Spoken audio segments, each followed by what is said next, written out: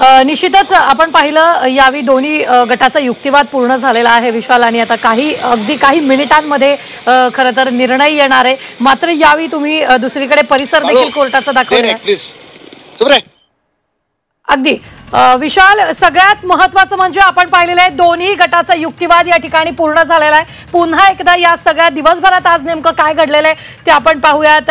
एक व्हिडिओ वाल्मिक कराडचा समोर आला की हत्येत माझा काही दोष नाहीये, या सगळ्यांमध्ये संतोष देशमुखांच्या मारेकऱ्यांना ही शिक्षा झाली पाहिजे असं त्यांनी स्वतः व्हिडिओमध्ये म्हटलेलं आहे। आणि त्यानंतर ते स्वतःच येऊन CIDला शरण गेलेले आहेत। त्यानंतर त्यांची काही वेळ चौकशी पुण्यात झाली आणि त्यानंतर त्यांना केजला आणण्यात आलं। केजला पोहोचताच त्यांची वैद्यकीय चाचणी करण्यात आली, तिथून त्यांना पोलीस स्थानकात घेऊन गेले आणि त्यानंतर काही अगदी 10-15 मिनिटं त्यांची तिथं चौकशी झाली। तिथून पुन्हा त्यांना कोर्टात हजर करण्यात आलं। कोर्टात हजर करून दोन्ही पक्षाच्या वतीनं युक्तिवाद पूर्ण झाला। 15 दिवसाच्या पोलीस कोठडीची सरकारी वकिलाकडून मागणी करण्यात आली, तर पोलीस कोठडीची गरज नाही, न्यायालयीन कोठडी देण्यात यावी यासाठी युक्तिवाद जवळपास 30 मिनिटं झालेला आहे। तर दोन्ही पक्षाच्या वतीनं आता युक्तिवाद संपलेला आहे। मात्र काही वेळातच या सगळ्याचा निर्णय येणार आहे। वाल्मिक कराडला नेमकी जेल होणार की बेल मिळणार हे पाहणं तितकंच महत्त्वाचं आहे। अगदी काही मिनिटात या सगळ्यांचा फैसला होणार आहे विशाल। निश्चितपणे अवघ्या काही क्षणात आता कोर्ट सुनावणी करणार आहे। दोन्ही पक्षाकडनं दोन्ही बाजूच्या वकिलाकडनं जोरदार युक्तिवाद करण्यात आला। 15 दिवसांची पोलीस कोठडी का मिळावी याची कारणं सरकारी वकिलांनी कोर्टासमोर मांडली आहे, त्याबाबतचे पुरावे त्यांनी कोर्टासमोर ठेवलेले आहे आणि त्यांच्यावर जे इतर आरोप आहेत त्याही दृष्टीनं आम्हाला तपास करायचा आहे, चौकशी करायची आहे, अशा पद्धतीची मागणी CIDच्या वकिलांनं सुद्धा कोर्टात केलेली आहे। कायदा आणि सुव्यवस्थेचा प्रश्न निर्माण होऊ नये, गुन्ह्याचा योग्य उकल व्हावी, गुन्ह्याचा योग्य तपास व्हावा, या दृष्टीनं आम्हाला 15 दिवसांच्या पोलीस कोठडीची गरज असल्याची मागणी आता सरकारी वकिलांनी केली आहे। तर दुसरीकडे आम्हाला राजकीय गुन्ह्यात गोवण्यात आलेलं आहे, आम्ही काहीही केलं नाही, राजकीय षडयंत्राचा भाग आम्ही ठरलोय, आमची मीडिया ट्रायल करण्यात येत आहे, आमच्यावर खोटे गुन्हे दाखल असल्याचं सांगण्यात येत आहे, अशा सगळ्या पद्धतीचा युक्तिवाद आता कराड यांच्या वकिलांनी केलेला आहे। त्यामुळं आम्ही जर CIDला शरण आलोय तर आम्ही कायदा मांडणारी लोक आहोत, आम्हाला 15 कोठडीची गरज नाही असं आता वाल्मिक कराड यांच्या वकिलांनी मांडलेलं आहे। आणि या सगळ्याबाबत आता कुठल्याही क्षणी निकाल येईल, पोलीस कोठडी मिळते की न्यायालयीन कोठडी मिळते हे पाहणं महत्त्वाचं ठरणार आहे आणि त्याच दृष्टीनं आता सगळे प्रतीक्षेत आहे। जसं मी तुम्हाला म्हणालो की रात्रीची 11:30 वाजलेली आहे, मात्र विशेष न्यायालयात अजूनही सुनावणी सुरू आहे, कारण ज्या पद्धतीनं गुन्हा झाला होता, गुन्ह्याचं गांभीर्य मोठं होतं आणि या गुन्ह्याच्या बाबत एक मोठा राजकीय उद्रेकसुद्धा बीड जिल्ह्यात झाला होता। त्यामुळं याच्या तपासासाठी CIDच्या 9 ते 10 टीम होत्या आणि राज्यभरात 160 पोलीस अधिकारी वाल्मिक कराड यांच्या शोधात होते, कारण बीडमध्ये ज्या पद्धतीनं नेते मंडळी येत होती, विरोधक येत होते, इतकंच नाही तर सत्ताधारी सुद्धा आले होते आणि बीड याचं बिहार झाल्या पद्धतीचा आरोप करण्यात येत होता। इथले जे जुने जाणते राजकारणी तेही याच पद्धतीचा आरोप करण्यात होता आणि या सगळ्यांसाठी वाल्मिक कराड आणि त्यांच्या संबंधित काही आमदार, काही मंत्री दोषी असल्याचा हा सगळा आरोप होता। त्यामुळं हा गुन्हा खूप जास्त गाजला आणि पोलिसांवर सुद्धा या आरोपीला शोधण्याचं एक वेगळं प्रेशर होतं। ठिकठिकाणी मोर्चे निघाले होते, बीडमध्ये खूप मोठा मोर्चा निघाला होता, तर राज्यात इतर ठिकाणीही मोर्चे काढणार अशा पद्धतीचं सांगण्यात आलं होतं। त्यामुळे निश्चितपणे या गुन्ह्याला एक वेगळंच वळण लागण्याची चिन्ह होती। त्यामुळे कोर्टानं सुद्धा हे समजून घेतलं, निकड समजून घेतली आणि रात्रीच्या 11:30 वाजता या सगळ्या गोष्टींवर आता सुनावणी सुरू आहे। जसं मी तुम्हाला सांगितलं की दोन्ही बाजूच्या वकिलांचा युक्तिवाद संपला आहे, आता प्रतीक्षा आहे ती फक्त आणि फक्त कोर्ट या सगळ्यावर काय निर्णय घेतं याची। रुबीना, निश्चितच विशाल, या सगळ्या दरम्यान सध्या कोर्टाच्या बाहेरचं वातावरण काय आहे? कारण काही वेळापूर्वी तिथं कायदा सुव्यवस्थेचा प्रश्न देखील निर्माण झालेला होता आणि आता जर आपण पाहिलं तर सुनावणी काही वेळातच होणार आहे आणि सध्या तिकडचं आसपासचं परिसराचं वातावरण काय?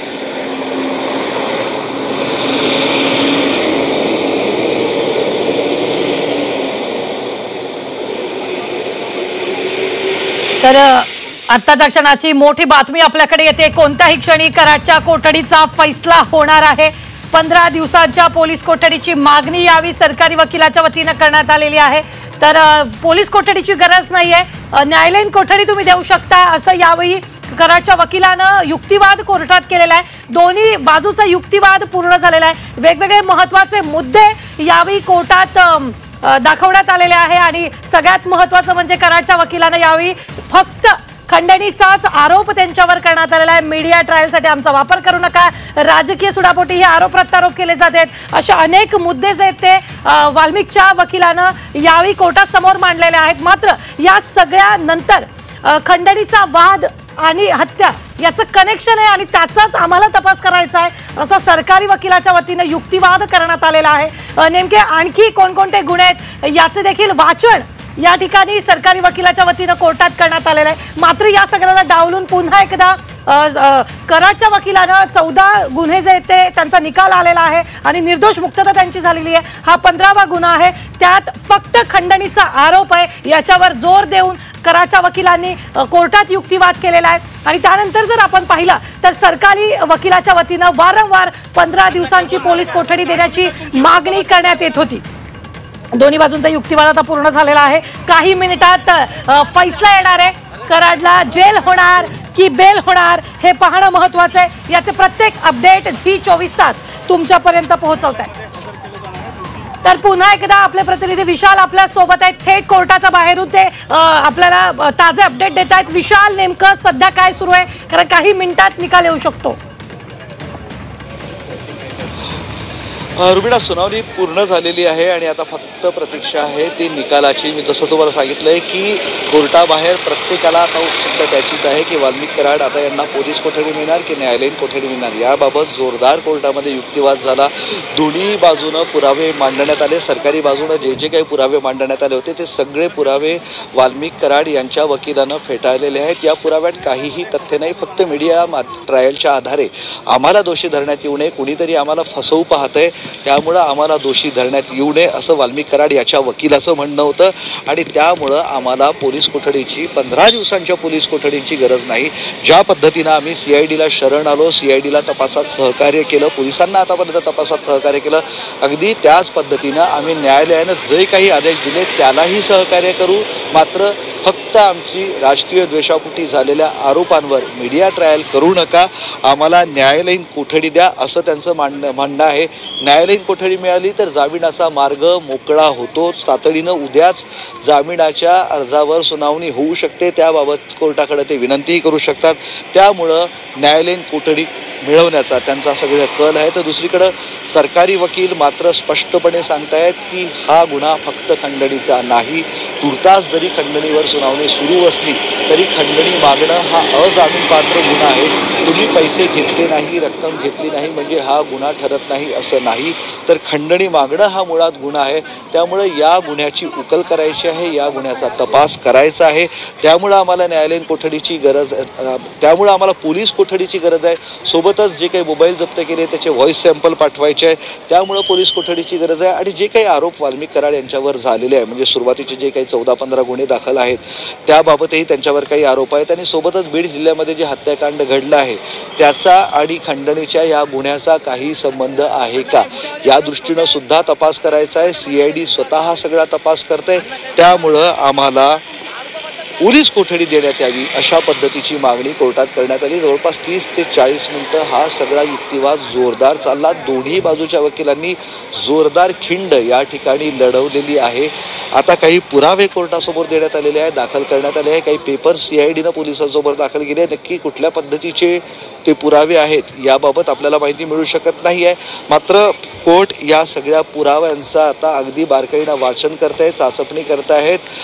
काही मोबाईलचे CDRचेही पुरावे दिले असल्याची माहिती मिळते, त्याचीही कोर्ट चाचपणी करताय आणि त्यामुळं कोर्टाचा निकाल हा थोडा लांबणीवर, म्हणजे अगदी 2 ते 3 मिनिटं लांबणीवर पडणार असं चित्र आहे। मात्र कुठल्याही क्षणी कोर्ट याबाबत आता सुनावणी करेल आणि वाल्मिक कराड यांना पोलीस कोठडी की न्यायालयीन कोठडी हे स्पष्ट होईल। तुर्तास याचीच सगळ्यांना प्रतीक्षा असल्याचं आपल्याला म्हणता येईल। रुबिना, निश्चितच विशाल, तुम्ही सांगितल्याप्रमाणे की काही वेळात अगदी 2 ते 3 मिनिटात नेमकी पोलीस कोठडी की न्यायालयीन कोठडी या सगळ्यावर निकाल येणारच आहे। मात्र काही वेळापूर्वी आपण जर पाहिलं तिथं कायदा सुव्यवस्थेचा प्रश्न देखील निर्माण झालेला होता। आता तुमच्या मागे लोक दिसत नाहीत, मात्र कार्यकर्ते त्यांचे तिथे कुठे आहेत का, नेमकं काय होऊ शकतं? रुबिना, रात्रीचे आता 11:40 झाले आणि आपण बघतोय की कोर्टाच्या बाहेर सध्या फक्त आणि फक्त पोलीस कर्मचारी आणि पोलीस अधिकारी आहे आणि काही माध्यमांचे प्रतिनिधी असल्याचं चित्र आहे।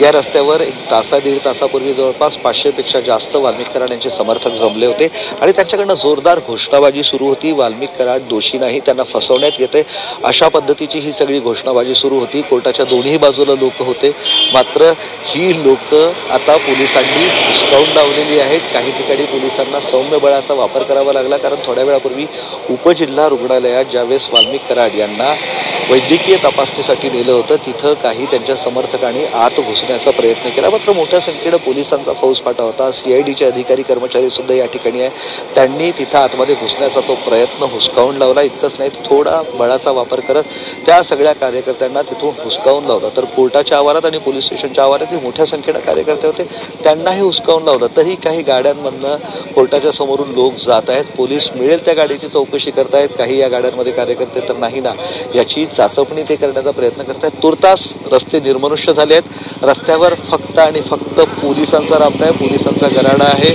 आणि या ठिकाणी कुठलाही कायदा सुव्यवस्थेचा प्रश्न निर्माण होऊ नये याची खबरदारी पोलीस आता घेत असल्याचं आपल्याला चित्र आहे। आतमध्ये वातावरण म्हणजे कोर्टरूममध्ये वातावरण जितकं तापलेलं आहे तेवढंच बाहेरही वातावरण तापलेलं आहे। हा मुख्य रस्ता हायवे आहे आणि इथं जोडणारे जे छोटे छोटे रस्ते आहेत पोलिसांनी तेही बॅरिकेडिंग लावून बंद केलेले आहेत। तर केज शहरात कोर्ट आहे, तिथं कोर्टाला येणारे जे छोटे छोटे रस्ते आहेत तेही पोलिसांनी बंद केले आहेत, जेणेकरून वाल्मिक कराडचे समर्थक कार्यकर्ते या ठिकाणी येणार नाही आणि त्यातून कायदा आणि सुव्यवस्थेचा प्रश्न निर्माण होणार नाही। या दृष्टीनं पोलिसांची ही जय्यत तयारी असल्याचं आपल्याला म्हणता येईल। खरं तर दुपारी पुण्यामध्ये CID ऑफिसमध्ये ज्यावेळेस वाल्मिक कराड होते तिथं मोठ्या संख्येनं वाल्मिक कराड यांचे समर्थक जमले होते, तिथं घोषणाबाजी करण्यात आली होती, त्यामुळे वाल्मिक कराड यांना तिथून मागच्या दरवाजानं पोलिसांनी बाहेर काढलेलं होतं आणि थेट केजकडे रवाना केलं होतं। रस्त्यातही ठिकठिकाणी अशा पद्धतीचं काही झालं आहे का याबाबत आता पोलीस माहिती देत नाही आहे, मात्र सगळ्यात महत्त्वाचं म्हणजे या दृष्टीनं एक गोष्ट आपल्याला लक्षात घ्यावी लागेल, ती म्हणजे की आता इथं पोलिसांनी पूर्णतः परिस्थितीवर नियंत्रण ठेवलेलं आहे। समर्थकांना इथून हुसकावून लावण्यात आलेलं आहे आणि कुणीही रस्त्यावर नाही आहे। पोलीस सोडता थोड्याच वेळात न्यायालयाचा निकाल येईल आणि या निकालानंतर नक्की चित्र काय असेल, नक्की काय होईल याबाबत स्पष्टता येईल। तुर्तास प्रत्येकाला प्रतीक्षा आहे ती न्यायालय काय सुनावतं, न्यायालयीन कोठडी की पोलीस कोठडी याचीच। निश्चितच विशाल, अगदी 2 मिनिटांसाठी मी पुन्हा एकदा तुमच्याकडे येणारच आहे या सगळ्यांचे अपडेट घेण्यासाठी। मात्र आपण जर पाहिलं तर सरपंच संतोष देशमुख यांची हत्या झाली आणि त्यानंतर राजकीय आरोप प्रत्यारोप जे ते सुरू झाले। बीडमध्ये मस्साजोगमध्ये स्वतः राजकीय मंडळींनी जाऊन भेटी दिल्या। सरपंच संतोष देशमुख यांच्या हत्येनंतर त्यांच्या कुटुंबियांची जाऊन नेत्यांनी भेट घेतली, सांत्वनपर भेट घेतली। स्वतः फडणवीसांनी लवकरच मारेकरांना अटक करू, त्यांना शिक्षाही देऊ असं आश्वासन देखील यावेळी सरपंचाच्या भावाला दिलं। आणि त्यानंतर जर आपण पाहिलं शरद पवार, अजित पवार हे स्वतः नेते वेगवेगळे जाऊन त्यांच्या कुटुंबियांची भेट घेऊन त्यांची सांत्वनपर त्यांना समजूत घालण्यात आली। स्वतः नेत्यांनी जाऊन त्यांच्याशी चर्चा केली आणि त्यानंतर मोर्चा निघाला आणि मोठ्या प्रमाणात मारेकरांना शिक्षा करा अशी मागणी जोर धरू लागली। दुसरीकडे राजकारण जे ते तिथं होत असल्याचं आपल्याला वारंवार बोललं गेलं आणि त्यानंतर आरोप प्रत्यारोप झाले। वेगवेगळ्या मोठ्या नेत्यांची नावं या सगळ्या प्रकरणात समोर आली आणि त्यानंतर अखेर वाल्मिक कराडला अटक का होत नाही या सगळ्याच प्रश्नासाठी आपण जर पाहिलं तर मोर्चे निघाले आणि त्यानंतर आज स्वतः वाल्मिक कराड CIDला शरण आला आणि सगळ्यात महत्त्वाचं म्हणजे फडणवीसांनी त्यानंतर प्रतिक्रिया देखील दिली आणि प्रतिक्रिया देऊन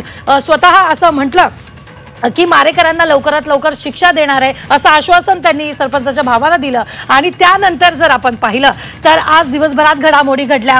वाल्मिक कराड हा शरण येणार होता हे काही नेत्यांना आधीच कळलेलं होतं, आरोप प्रत्यारोप त्यावरूनही झाले आणि त्यानंतर आता कोर्टात युक्तिवाद झालाय। काही वेळातच पोलीस कोठडी की न्यायालयीन कोठडी याचा निर्णय येणार आहे।